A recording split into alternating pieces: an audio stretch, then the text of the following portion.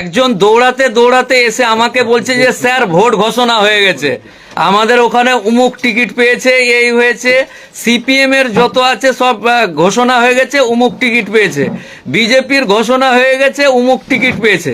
তো আমি তাকে জিজ্ঞাসা করলাম যে রে ন্যাংটা তোর কি? আমি কি বললাম, মানে এমন ভাবে খুশি হয়েছে মনে হচ্ছে যে চাঁদে গিয়ে বাড়ি বানিয়ে নিয়েছে।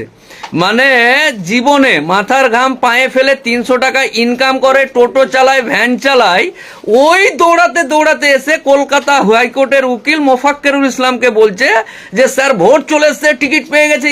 মানে যেন মনে হচ্ছে আমার কোনো ব্যাপারই না কে ভোট এসছে কার কি আসছে, কারণ আমি শিক্ষিত মানুষ, আমি জানি যে ভোট এসছে, যারা টিকিট পেয়েছে, যারা পার্টি করে, যারা রাজনীতি করে, এই ভোটে তাদের ভূমিকা বেশি। আমার কি কার ভোট কি, আমার কাজ হচ্ছে একজন ভালো নির্বাচিত এমএলএ নির্বাচন করা, ভোটের দিন গিয়ে ভোট দিব না। এরই মাথা খারাপ হয়েছে যে ন্যাংটা ভ্যান চালায়, টোটো চালায়, ধানকুটা মিলের মালিক, তারই মাথা খারাপ হয়ে গেছে এবং এসে আমাকে বলছে। আমি রাজ্যের সমস্ত ইয়াং তরুণ ছেলে মেয়ে এবং সমস্ত গরিব, আর্থিক দিক থেকে পিছিয়ে থাকা মানুষ এবং কম শিক্ষিত মানুষ যারা আছে তাদেরকে অনুরোধ করছি, এই কলকাতা হাইকোর্ট এর উকিল বাবু কলকাতা থেকে বসে আপনাকে অনুরোধ করছি, আগামী দিন নির্বাচন ঘোষণা হয়েছে, মানে ভোট হবে মানে আপনি আকাশ থেকে চলে, সূর্য পশ্চিম দিক থেকে উঠতে লাগবে এরকম কোনো ব্যাপার নয়। আপনি যেমন ন্যাংটা ছিলেন, আপনি যেমন ফকির ছিলেন, তেমনই থাকবেন, আপনার কিছু হবে না। যে এমএলএ ভোটে দাঁড়িয়েছিল সে যদি টিকিট পায় তাহলে ওর 4-5টা স্করপিও হয়েছে, আরও 3-4টা হবে, আপনার কিছু হবে না। আপনার গ্যাসের দাম বাড়বে, আপনাকে গ্যাস কিনে ভাত খেতে হবে, গ্যাসটা কিনতে গেলে যে টাকা পয়সা লাগবে সেটা জোগাড় করার চেষ্টা করেন। ভোট এসছে না ভাট এসছে, আপনার কি, আপনার লাভটা কি? না তৃণমূল ছিল বিজেপি আসবে, বিজেপি ছিল তৃণমূল আসবে, তো আপনার কি হয়ে যাবে?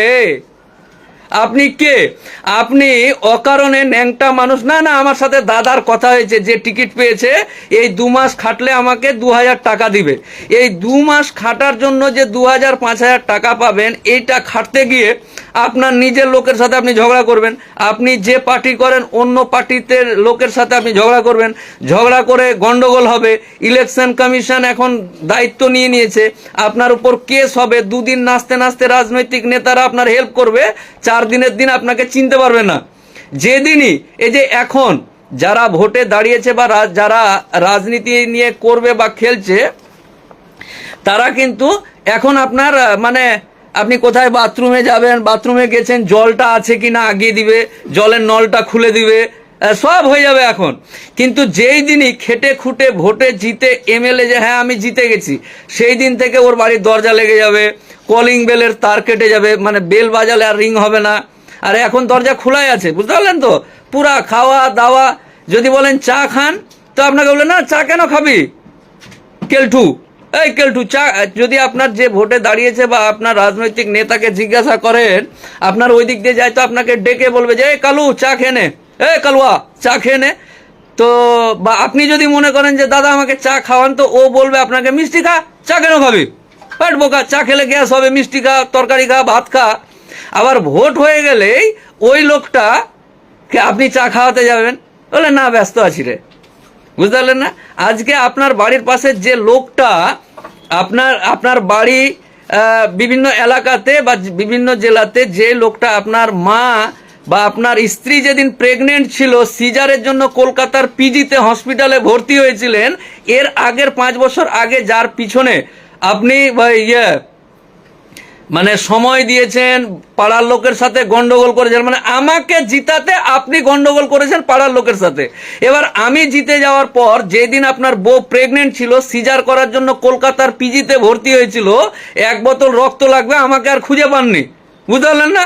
আজকে আমি গিয়ে আপনার পাছাটা ধুয়ে দেবো, আপনার রাস্তায় কি আছে দেখে দেবো। তো এগুলো নাটক দেখতে দেখতে যে চুল দাড়ি পাকিয়ে দিলেন, আপনারও পেকে গেছে মনে হয়, বুঝলেন না? হালকা মোচ ছিল এখন কড়া হয়ে গেছে, মোচ আগে কড়া ছিল এখন পেকে গেছে, কাঁচা পাকা হয়ে গেছে। তবুও জেনে শুনেও, অতএব আমার যেটা অনুরোধ, গোটা রাজ্যের সমস্ত ইয়াং তরুণ যুবক, ভোট এসছে মানে কিছু হয়নি, তোমার কিছু হয়নি, মাথা খারাপ করার দরকার নাই। যেটা নিয়ে ব্যস্ত ছিলে, যেটা নিয়ে ইনকাম করবে, যেটাতে দাঁড়াতে পারবে, সেই কাজটা করবে। কোনো দরকার নেই কারো পিছনে ঘোরার। আজ অবধি ঘুরে যদি বড়লোক হওয়া যেত বা আপনার পরিবার উন্নত হতো, তাহলে আমাদের মতন ঘোরার সময় কম আছে নাকি? আমরা ঘুরতাম।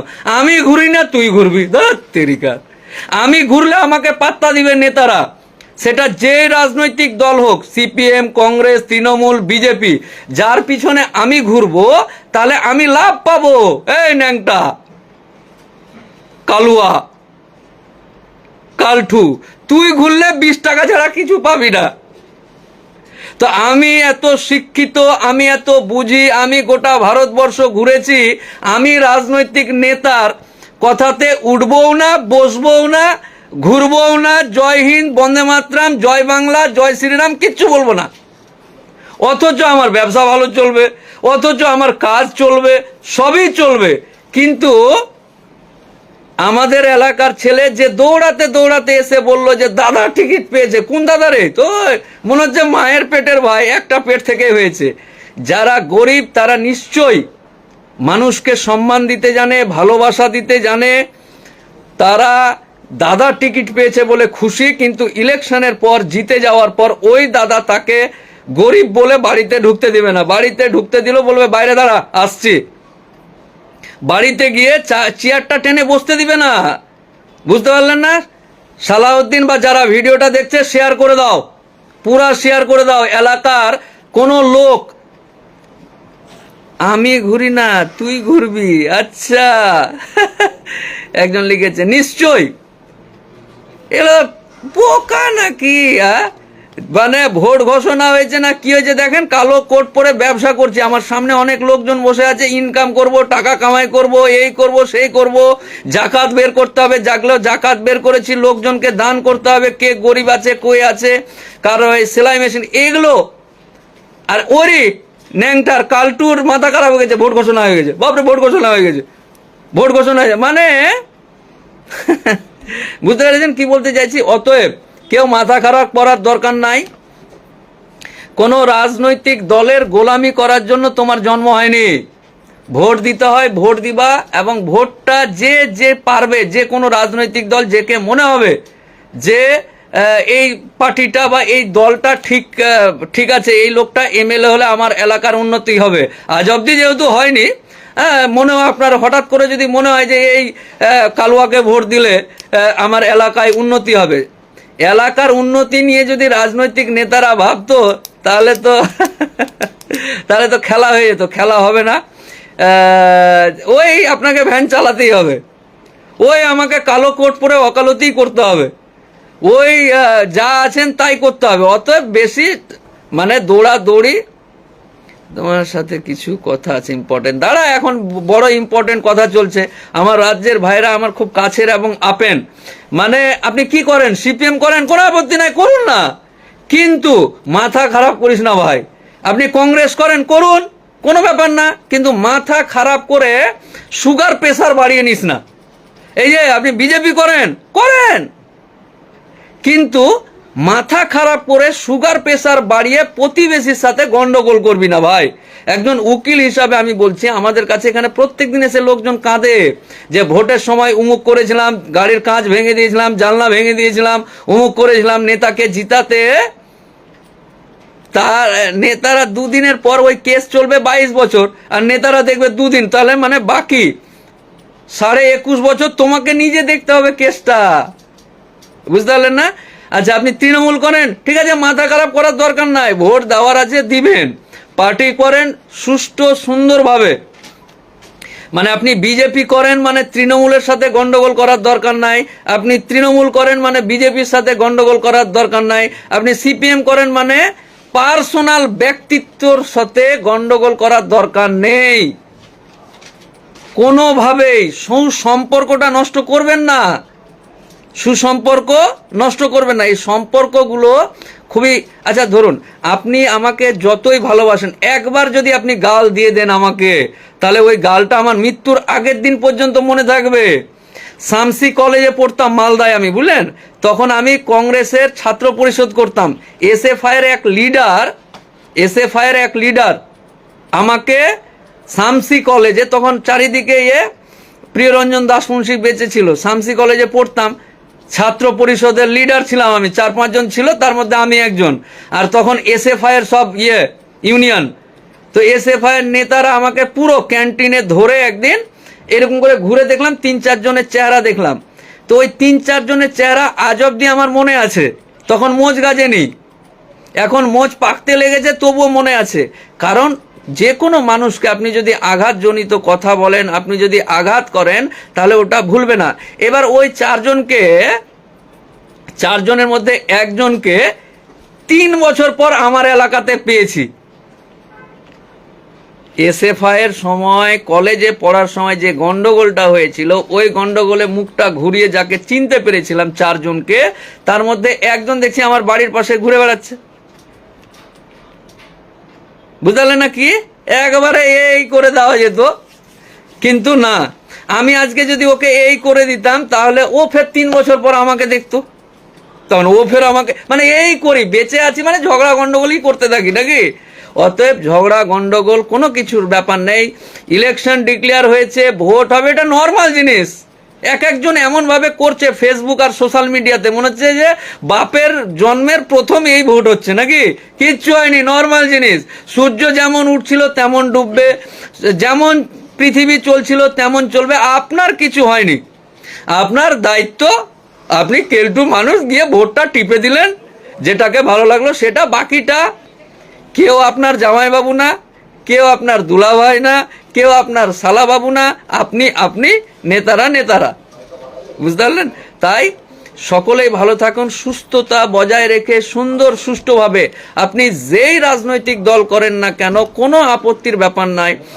সিপিএম করলে কংগ্রেসের সাথে কথা বলে না, কংগ্রেস করলে সিপিএম এর সাথে কথা বলে না, বিজেপি করলে তৃণমূলের সাথে কথা বলে না, তৃণমূল করলে বিজেপির সাথে কথা, এটা কেমন বন্ধুত্ব? একই সাথে বড় হয়েছি, একই এলাকায় বাড়ি, শুধু পার্টিটা আলাদা করে বলে হিংসামু করছে। যাকে যেটা ভালো লেগেছে সেই রাজনৈতিক দলটা করুক না রে বাবা, করার মতন করো। উন্নয়ন করব, আমাকে ভোট দিয়েন দাদা, নমস্কার, আমি উন্নয়ন করব, আপনার বাড়ির ওই কালভেটটা করে দেবো, আপনার বাড়ির ড্রেনটা সাফ করে দেবো, বলো না। তুই কেন এটা করলি, প্লিজ দয়া করে। না হলে আমাদের মতন কালো কোটের কাছে আসলে যেইটুকু আছে ভ্যানটাও কেড়ে নেব, ভ্যানটা বন্ধক রাখিয়ে টাকা নিয়ে মামলা লড়বো, বুঝতে পারলেন না? বোঝাতে পারলাম? ভোট কোথায় হবে, হিয়ারিং, ওটা নিয়ে পরে বলছি। আমি কি আমার ইয়াং তরুণ বন্ধুদেরকে বোঝাতে পারলাম, ভাইদেরকে বোঝাতে পারলাম যে বেশি মাথা খারাপ করার দরকার নেই রে বোকা, ওরা সব এক, ওরাই লাভবান হবে। ওর স্করপিওটা পুরাতন হয়ে গেছে, নতুন হবে, খালি জেতার পরের দিনই নতুন স্করপিও। আর তোর ভ্যানটার হাওয়াটা পড়ে যাবে, 3 দিন চালাবি না। এই যে 3 মাস ভোট হবে বা 1 মাস ভোট হবে, তুমি তো ভ্যান চালাবে না, ও ভ্যান ফেলে দিয়ে নেতার পিছনে ঘুরে বেড়াচ্ছিস। তো ভ্যানটা 1 মাস বা 20 দিন পড়ে থাকলে হাওয়াটা বা পাম্পটা যে পড়বে, ওটার টাকা পাবি না বোকা, চিনতে পারবে না ভোট হয়ে গেলি। 4 তারিখের পর আবার তুই কে মুই কে। এই যে এখন দৌড়াদৌড়ি করবেন, রাত জেগে করবেন, ঝগড়া করবেন, গন্ডগোল করবেন, আমার সাথে করবেন, আমার দাদুর সাথে করবেন, এই যে করলেন, এই করার পর 4 তারিখের পর আপনি ওই পাম্প পড়ে যাবে, আপনাকে চিনতে পারবে না। এর আগে আপনার বাপকে চিনতে পেরেছিল? আপনার বাপ কি কম খেটেছিল বিজেপির জন্য? আপনার বাপ কি কম খেটেছিল তৃণমূলের জন্য? আপনার বাপ কি কম খেটেছিল সিপিএম এর জন্য? আপনার বাপ কি কম খেটেছিল কংগ্রেসের জন্য? তা আপনার বাপকে পাত্তা দেয়নি, আপনাকে পাত্তা দিবে, মানে আপনি মঙ্গল গ্রহ থেকে এসেছেন, এলিয়ান হয়ে গেছেন নাকি? বুঝতে পারলেন না? পার্টি পুটির ব্যাপার না, যে যা রাজনৈতিক দল করে ভালো করে করবে, কিন্তু কোনো রকম গন্ডগোল না করে, এই করে সুসম্পর্ক বজায় রেখে, কারো প্রলোভনে, কারো উস্কানিতে পড়ে চুলকে দিলেন, তা আপনি চুলকে যাবেন। বোঝাতে পারলাম? ভালো থাকেন। আরে শুভ রয়, থ্যাংক ইউ। রায়বাবু, বর্মন বাবু, যারা আছে সবাইকে বলছি ভিডিওটা শেয়ার করার জন্য। Mahato, Mithun Mahato, thank you, I love you. Mithun Mahato, Jamal Hossain, এই জামাল শেয়ার করেনি কেন এখনো দেখতে পাচ্ছি না শেয়ারের অপশনে, ব্যাপারটা কি রে? ওকালতি বাদ দিয়ে সময় বের করে আমার ভাইদেরকে জাগাচ্ছি, তারা এখনো শেয়ার করে। যাই হোক, খুব ভালো থাকেন। মোশাররফ, সবাই, মোশাররফ, রহমত, দাসবাবু, রায়বাবু, চ্যাটার্জি বাবু, হুসেন বাবু, মোল্লা বাবু, কাঠমোল্লা বাবু, সবাইকে বলছি, সবাই যে যে রাজনৈতিক দল করেন বেশি মাথা খারাপ করার দরকার নেই। একেবারে জান টান দিয়ে আয় করেগা ওয়া করেগা, তুমি কুছ নেই পায়েগা। এই যে রুবেল রানা, বেশি পার্টিবাজি করার দরকার নাই। আমি বলছি যে তোর বাপ কিছু লাভ করতে পারেনি, বোকা। বিনা লাভেই মরে গেল, কবরে চলে গেছে, বিনা লাভে চিতায় উঠে গেছে। নিজে আবার এগুলা দেখার পরও তুই ফের যাচ্ছিস, দয়া করে না।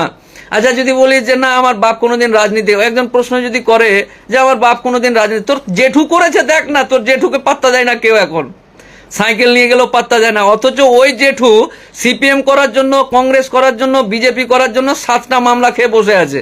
এখন প্রত্যেক দিন তোর জেঠু চুপচাপ মুখ লুকিয়ে কোর্টে যায়, হাজিরা দেয় আর পালিয়ে আসে, আর মনে মনে ভাবে যে ছি ছি ছি ছি ছি ছি কি করতে গেছিলাম, ছি ছি ছি ছি কি করতে পার্টি করতে গেছিলাম, তার থেকে যদি আমি সারাদিন খাটতাম তাহলে বেশি লাভ হতো।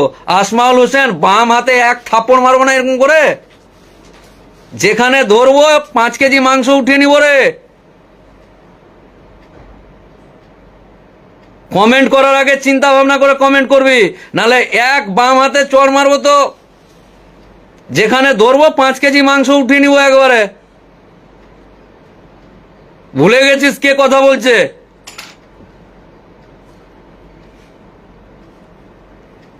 কমেন্ট করার আগে ভাববি যে কার সাথে কথা বলছিস, কার ফোনে কমেন্ট করছিস।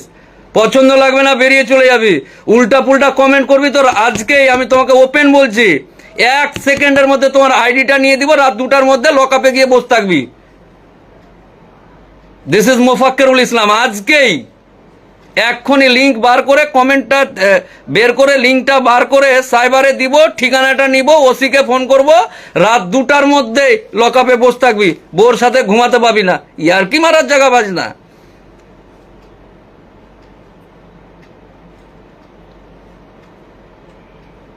সরি, পছন্দ লাগবে না বেরিয়ে চলে যাবি, নাহলে যেখানে ধরবো 5 কেজি মাংস উঠিয়ে নিয়ে চলে যাবো একবারে।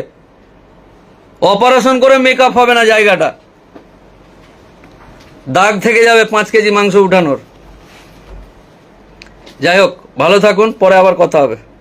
রব্বুল আলামিনের প্রশংসা এবং প্রিয় নবী সাল্লাল্লাহু আলাইহি সাল্লামের প্রতি সালাত ও সালামের পর আজ জুম্মাবার আসর থেকে মাগরিবের সময় পর্যন্ত এই যে মুবারক সময় আপনাদের জানাই আছে, আশা করি অত্যন্ত গুরুত্বপূর্ণ ফজিলতপূর্ণ সময়।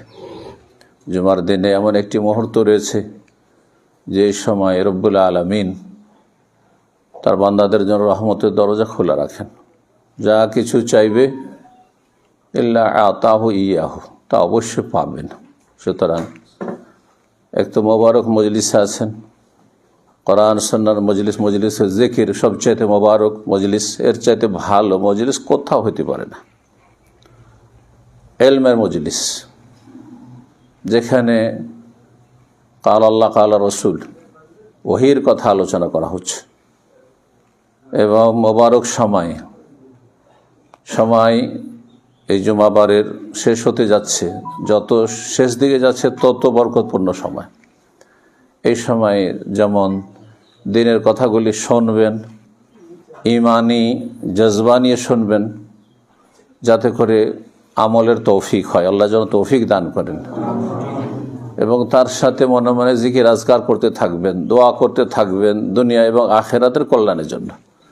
হতে পারে এই সময়ের এক মুহূর্তের একটি দোয়াতে আপনার দুনিয়া আখেরাতের জীবনটা পাল্টে যেতে পারে, কত না ভালো হয়ে যেতে পারে, আপনার পরিবার সুখী হয়ে যেতে পারে।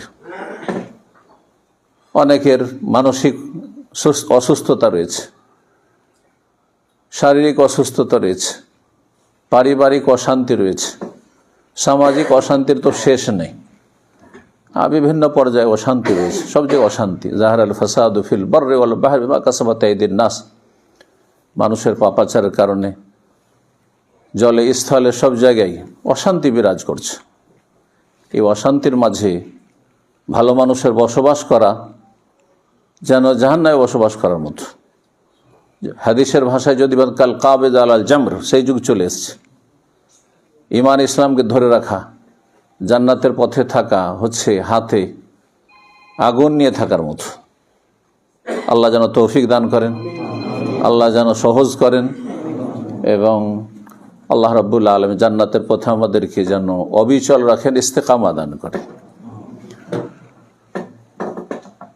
এই সময় আমরা এখানে দোমোহনা আমাদের এটি মসজিদ, বিশেষভাবে বলা যেতে পারে যে পারিবারিক মসজিদ, আর তার সাথে আমাদের পাড়া প্রতিবেশী যা রয়েছে সবার মসজিদ। মসজিদ আল্লাহর ঘর, তবে পারিবারিকভাবে মসজিদ তৈরি হয়েছে আলহামদুলিল্লাহ। তারপরে মসজিদের পাশে এই যে কয়েকটা ছোট রুম তৈরি হয়েছে, সেটাও পারিবারিকভাবে তৈরি হয়েছে আলহামদুলিল্লাহ। আমরা চেষ্টা করছি যে পারিবারিকভাবে কিছু দিনের খেদমত করা যেতে পারে, যার মাধ্যমে সাদকা জারিয়া হতে পারে আমাদের জন্য, আমাদের বাবা মায়ের জন্য, আর তারপরে বাবা মা যারা রয়েছে তাদের জন্য, আর তার সাথে সকল মোমেন মোমেনাতের জন্য। কারণ আল্লাহর রহমতের দ্বার প্রশস্ত, সেটাকে সংকুচিত করার কোনো প্রয়োজন নেই। যখন রাসূলুল্লাহ সাল্লাল্লাহু আলাইহি ওয়াসাল্লামের কাছে এক বেদুইন আসলো, আসার পর রাসূলুল্লাহ সাল্লাল্লাহু আলাইহি ওয়াসাল্লাম আখলাক ব্যবহার খুব ভালো দেখলো, আর সাহাবায়ে কেরামদের সাথে রাসূলুল্লাহ সাল্লাল্লাহু আলাইহি ওয়াসাল্লামের ব্যবহারের তফাৎ দেখলো। যদিও সাহাবায়ে কেরামদের আখলাক ব্যবহারে কোনো ত্রুটি ছিল না, কিন্তু ভালোর চাইতে অতি ভালো, ওয়া ইন্নাকা লাআলা খুলুকিন আযীম, এই পার্থক্য যখন সে অনুভব করলো, সে প্রভাবিত হলো রাসূলুল্লাহ সাল্লাল্লাহু আলাইহি ওয়াসাল্লামের মহৎ চরিত্র থেকে। আর তারপরে নামাজটা পড়ে তার সংকীর্ণ চিন্তা চেতনা নিয়ে সে বলল, আল্লাহুম্মা আরহামনি ওয়া মুহাম্মাদান ওয়ালা তারহাম মা'না আহাদা। আল্লাহ আমার উপর রহম করো, আর মুহাম্মদ সাল্লাল্লাহু আলাইহি ওয়াসাল্লামের রহম করো, আর এই যে সব রয়েছে না, এদের কার উপর রহম করিও না তুমি। বুঝতে পারছেন না? হ্যাঁ, এটা হচ্ছে সংকীর্ণতা। এই সংকীর্ণতা কিন্তু আমাদের সমাজে আছে, আমাদের পরিবারে আছে, ঘরে ঘরে ঢুকে আছে, মগজে মগজে ঢুকে আছে। সামান্য কিছু ভুল বোঝাবুঝি হইলেই, আমাদের সামাজিক অবস্থার কথা বলছি, যেখানে আপনারা বসবাস করছেন, পারিবারিক অবস্থার কথা বলছি, ভাই বোনদের সাথে সম্পর্কের কথা বলছি, আত্মীয় স্বজনদের সাথে সম্পর্কের কথা বলছি, পাড়া প্রতিবেশীর সাথে সম্পর্কের কথা বলছি। একেবারে সংকীর্ণ চিন্তা চেতনা, সামান্য কিছুতে তিলকে তাল করে শত্রুতা আর মতো পরিবেশ তৈরি করে ফেলে।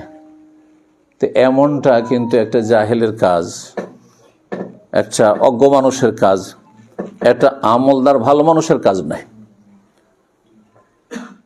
লাকাদ তাহাজ্জারতা ওয়াসিআন, রাসূল বললেন যে তুমি আল্লাহর প্রশস্ত রহমতকে তুমি সংকুচিত করে ফেললে, সংকীর্ণ করে ফেললে। আল্লাহ যদি সারা দুনিয়াকে রহমত দিয়ে উদ্ধার করে দেন, তাহলে আল্লাহর কিছু কমে যাবে? কিন্তু তুমি দোয়াতে বলে আল্লাহুম্মা আরহামনি ওয়া মুহাম্মাদান ওয়ালা তারহাম মা'না আহাদা, আল্লাহ আমি আর মুহাম্মদ সাল্লাল্লাহু আলাইহি ওয়াসাল্লাম, আর কাউকে দিও না তুমি। এটা কেন করলে তুমি? তা আমি এই হাদিসটি দিয়ে যেমন একটি মেসেজ দিতে চাইলাম যে আমাদের যাতে করে মনে উদারতা আসে, যে আমরা সবাইকে নিয়ে চলব, এবং মানুষ মাত্রে সবার ভুল আছে, শুধু আপনাদের না, আলেম ওলামাদেরও ভুল ত্রুটি আছে, কিন্তু কারো ভুলকে বড় করব না, এবং ভুলের ঊর্ধ্বে কাউকে মনে করব না, আর ভুল হলে তার সম্পর্কে নেগেটিভ ধারণা রাখবো না, ইতিবাচক হব। যে কোনো বাহ্যিক দৃষ্টিতে কোনো ভুলের ভালো ব্যাখ্যা হতে পারে, যেটা ভুল আপনার মনে হচ্ছে তার ভালো ব্যাখ্যা হতে পারে, সে ভালো ব্যাখ্যা নেওয়ার চেষ্টা করব, সুধারণা রাখার চেষ্টা করব।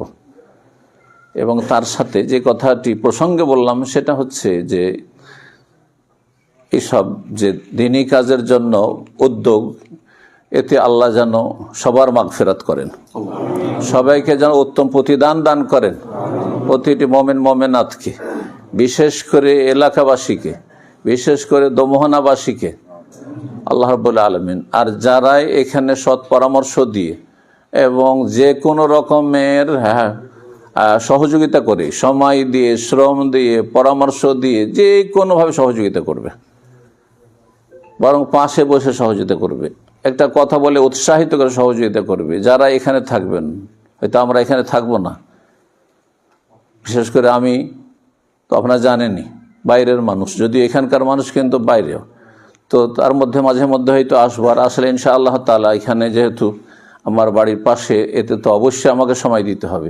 কিন্তু আপনাদের দায়িত্ব এলাকার মানুষের রয়েছে যে এখান থেকে মানুষ উপকৃত হোক, মুসলিম ভাই বোনরা উপকৃত হোক, আর প্রতিবেশী যারা অমুসলিম রয়েছে তাদেরকেও যদি এখান থেকে আমরা উপকার করতে পারি, তাদেরও কিছু কাজে আসতে পারি, তাহলে সেটা অবশ্যই একজন মুমিন মানুষ হবে। হ্যাঁ, বরফের মতো, আগুনের মতো না। আগুন কোথাও থাকলে আশপাশকে জ্বালিয়ে দেয়, অশান্তি সৃষ্টি করে, ভীত সন্ত্রস্ত করে। আর বরফ যদি কোথাও থাকে আর গরমের সময়, প্রচণ্ড গরমের সময় যদি থাকে, তো আশপাশকে ঠান্ডা করে দেয়। তো একজন মুমিন মুসলিম, আপনি আমি প্রত্যেকে আমরা আলহামদুলিল্লাহ জাআলানা মুসলিমিন, যে আল্লাহ আমাদেরকে মুমিন মুসলিম হওয়ার তৌফিক দান করেছেন, আল্লাহ পরকালে বিশ্বাসী হওয়ার তৌফিক দান করেছেন, আল্লাহ জন্মসূত্রে আমাদেরকে আল্লাহর মনোনীত দিন দান করেছেন। এর চাইতে বড় নিয়ামত কিছু হইতে পারে না। এর মাধ্যমে আমরা শান্তি সর্বস্তরে প্রতিষ্ঠিত রাখার চেষ্টা করব, শান্তিকে অব্যাহত রাখার চেষ্টা করব, শান্তিকে কোথাও বিঘ্নিত হইতে দেব না, অশান্তিতে রূপান্তরিত হইতে দেব না, এবং আমরা শান্তির বার্তা নিয়ে আসবো। এটি হচ্ছে ইসলাম, আর এটি হচ্ছে আসসালাম। আল্লাহর নাম হচ্ছে আসসালাম। তো অল্প সময়ে, এই মাগরিব পর্যন্ত আমাদের সময়, এই সময়ের মধ্যে যে কথাগুলি বলবো তার জন্য আমি একটি ছোট্ট সূরা পাঠ করেছি, আশা করি মনে আছে আপনাদের। সূরা আল আসর। সূরা আসরে কোরআনে কারীমের যতগুলি বিষয়বস্তু রয়েছে, বরং কোরআনে কারীম যে উদ্দেশ্যে, যে বিষয় নিয়ে নাজিল করা হয়েছে, সবগুলো বিষয় সূরা আসরে রয়েছে, সবগুলো বিষয় রয়েছে। এই জন্য ইমাম শাফি রাহিমাহুল্লাহর উক্তি রয়েছে যে আল্লাহ রাব্বুল আলামিন যদি সূরা আসরই শুধু নাজিল করতেন আর গোটা কোরআন নাজিল নাও করতেন, তো বান্দার উপর আল্লাহর হুজ্জত কায়েমের জন্য যথেষ্ট ছিল। যে ইন্নাল ইনসানা লাফি খুসর, প্রথম সময়ের শপথ, সময়ের গুরুত্ব দেখানোর জন্য। আর সময়ের যে কত গুরুত্ব, এটা এখন না বুঝলেও পরকালে বুঝবেন, এখন না বুঝলে হাসরের মাঠে বুঝবেন যে আমি একটা মুহূর্ত নেকি ছাড়া, ভালো কাজ ছাড়া কেন আমি ফালতু কাটিয়েছিলাম। সময় এত গুরুত্বপূর্ণ, এত গুরুত্বপূর্ণ যে কিয়ামতের মাঠে কয়টি সওয়াল হবে? 5টি। জি, কোনো রিওয়ায়াতে 4টি রয়েছে, কিন্তু তাতে 5টি রয়েছে, মানে একটা বিষয় সম্পর্কে 2টি প্রশ্ন রয়েছে, তাই না? তার টোটাল 5টি প্রশ্ন। লান তাজুলা কাদামা আবদিন ইয়াউমাল কিয়ামাত হাত্তা ইউসআলা আন খামস, 5টি। আন উমরিহি, বয়স সম্পর্কে, আয়ু সম্পর্কে, 60 বছর, 70 বছর, 80 বছর দুনিয়ায় থাকবেন, ছিলেন, যারা দুনিয়া থেকে চলে গেছেন, এই গোটা বয়সটা সময় নয়, বয়সটা তো মানুষের প্রত্যেকের সময়। এই সময় সম্পর্কে 2টো প্রশ্ন। আরেকটি কি? ওয়ান শাবাবিহি, যৌবনের সময়কাল, গোটা আয়ুটা, আর বিশেষ করে যৌবনকাল। কারণ যৌবনকালে যে ভালো মানুষ হয়ে যেতে পারল, সে বাকি সময় আশা করা যায় যে ভালো মানুষ হবে। এই জন্য আমরা মাদ্রাসা জীবন থেকে দেখে আসছি, ছাত্র জীবন থেকে দেখে আসছি, স্কুল মাদ্রাসা যাদেরকে চেনি, যারা ছাত্র জীবনে ভালো ছিল, তারা এখন পর্যন্ত ভালো। তারা ছাত্র জীবনে যারা বিভ্রান্ত হয়নি, পাপে জড়ায়নি, খারাপ পথে চলে যায়নি, তারা ভালো পথে আছে, মোটামুটি ভালো মানুষই আছে, জান্নাতের পথে আছে। কিন্তু যৌবনকালে যারা বিভ্রান্ত হয়েছে, তাদের ইউটার্ন করে ফিরে আসাটা অনেক দূরের ব্যাপার। সেটা আল্লাহ রাব্বুল আলামিন খাস রহমত যদি হয় তাহলে ফিরে আসতে পারে। সিরিয়াস সময়কাল। আর তার সাথে এই যে ফিতনার যুগ, সোশ্যাল মিডিয়ার যুগ, এই যুগে একটা যুগ ছিল যখন সিনেমার যুগ ছিল, আর এই সব স্মার্টফোন, এই সব দূরের কথা, কোনো মোবাইলই ছিল না। তখনকার যুগে আমরা দেখেছি আমাদের ছাত্র জীবনগুলোতে যারা খারাপ ছেলে, তারা মাদ্রাসা তো পারতো না, গ্রামে পারতো না, এমনকি নিজের কাছের শহর, ধরেন এখান থেকে ডালকোলা তো সিনেমা হলে ঢুকতে পারতো না, কোথায় এখানে মালদা গিয়ে কেউ চিনতে না পারে, দূরে চলে আর কলকাতা চলে যেন চিনতে না পারে, সেখানে গিয়ে সবার নাই কাজ করতে। তাহলে গোনাতে জড়ানো তখন কত কঠিন ছিল।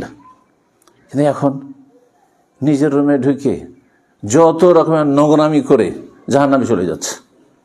দুনিয়া নষ্ট করছে, যৌবন নষ্ট করছে, জীবন নষ্ট করছে, আর বাপ মায়ের হক নষ্ট করছে, স্ত্রীর হক নষ্ট করেছে, ছেলে মেয়েদের হক নষ্ট করছে, আল্লাহর হক নষ্ট করছে, পরকালকে নষ্ট করছে না? চিন্তা করুন আপনি। ইযা খালা বিমাহারিমিল্লাহ ইনতাহাকুহা, নবী সাল্লাল্লাহু আলাইহি ওয়াসাল্লাম বলছেন যে কিছু মানুষ এমন আসবে যে যাদের পাহাড় সম পরিমাণ নেকি নিয়ে আসবে, নেকির কোনো ঘাটতি কমতি থাকবে না, কিন্তু সবগুলিকে আল্লাহ রাব্বুল আলামিন ধূলিকণার মতো ধূলিসাৎ করে উড়িয়ে দেবেন, কোনো মূল্যায়ন করবেন না সেসব নেকির পাহাড়ের। কেন? যখন তারা নির্জনে যেত, একাকী হইতো, যে কোনো জায়গায় যখন একাই আছে, স্ত্রীও নেই, মা বাবাও নেই, ছেলে মেয়েও নেই, বন্ধু বান্ধব নেই, ইযা খালা বিমাহারিম আল্লাহ ইযা খালা বিমাহারিমিল্লাহ ইনতাহাকুহা, তখন হারাম কাজে জড়িয়ে যেত, পাপে ডুবে যেত। নাসাল্লাহ সালামাত ওয়াল আফিয়া। এই জন্য বলছি যে এগুলো বড় ফিতনা। যুবকদেরকে বলছি, এমনকি অনেক বুড়োরা আছে, এরা একসময় এই নিয়ামত পায়নি, হঠাৎ করে পেয়েছে, ঠিক ওই রকমই হয়েছে যেমন খাঁচার পাখির মতো হয়েছে। খাঁচার পাখি যদি খাঁচা থেকে ছুটতে পায় তাহলে হুঁশ দিশা থাকে না, ঠিক তেমনি এই বুড়ো জীবনে মোবাইল দেখতে পায়নি, মোবাইল পেয়েছে, আর ইমান আখেরাত আখলাক চরিত্র কিচ্ছু নেই, হালাল হারাম কোনো তমিজ নেই, জাহান্নামে চলে যাচ্ছে। নাসাল্লাহ সালামাত ওয়াল আফিয়া। সুতরাং সতর্ক, সাবধান সাবধান এই সমস্ত ফিতনা থেকে। বলছিলাম সময়ের কথা, এই জন্য আল্লাহ সময়ের শপথ করেছেন। মানুষ ক্ষতিগ্রস্ত, দেখেন মানুষ কত ক্ষতিগ্রস্ত। আপনি চিন্তা করুন, শতকরা কয়জন আল্লাহ পরকালে বিশ্বাস, তৌহিদবাদী, তৌহিদ প্রতিষ্ঠাকারী? শতকরা কয়জন মুসলিম সমাজের নামাজি, 5 ওয়াক্ত নামাজি? নামাজ ছাড়া জান্নাত নেই, তৌহিদ ছাড়া জান্নাত নেই। বেনামাজির জন্য জান্নাত আল্লাহ তৈরি করেননি। উইদ্দাত লিল মুত্তাকিন বলেন যে শুধু মুসলিম জন্য। আল্লাহ ভীরু, আল্লাহ ভীতি যাদের অন্তরে ছিল, আল্লাহর ভয়ে যারা ফরজ ওয়াজিব আদায় করত, আল্লাহর ভয়ে যারা হারাম নাজায়েজ কাজ থেকে বেঁচে, তাদের জন্য জান্নাত তৈরি আছে, তৈরি করা আছে। কতজন সৎ জীবন যাপন করে, কতজন হালাল রিজিক খায়, কতজন কাবিরা গুনাহ থেকে বেঁচে থাকে। কাবিরা গুনাহ ধ্বংস করে দেবে, কাবিরা গুনাহ জাহান্নামে নিয়ে যাবে। কতজনের এই ঈমান আছে যে আমি সুদি কারবারের ধারে কাছে যাব না। মৌলভী সাহেব, মাদ্রাসার পড়াশোনা, লোন নেবেন আপনি, আল্লাহকে ভয় করেন না আপনি, নিজের জীবনটা বলে ভয় করেন না আপনি। নবী সাল্লাল্লাহু আলাইহি ওয়াসাল্লাম বলেছেন ইজতানিবু সাবআল মুবিকাত, ধ্বংসাত্মক গুনাহ থেকে বেঁচে থাকো।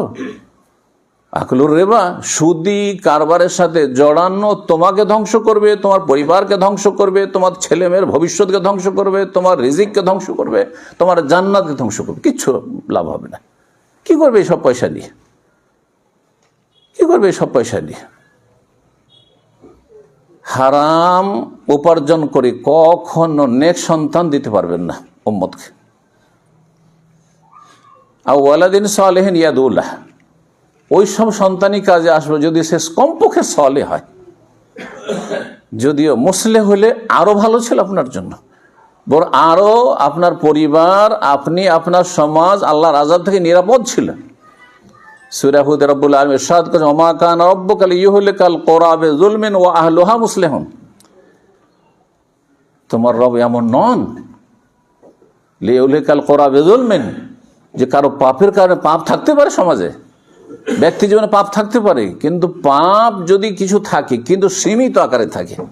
এ আয়াতের উদ্দেশ্য হচ্ছে লুকায়িত থাকে, গোপনে পাপ হচ্ছে। পাপীরা মাথা চাড়া দিয়ে নেই, পাপীরা শক্তিশালী হয়ে নেই, পাপী নির্দ্বিধায় ঘুরে বেড়াচ্ছে, অহরহ পাপ করছে এমনটা নয়। পাপ আর পাপ আর পাপী আর পাপী এমন পরিবেশ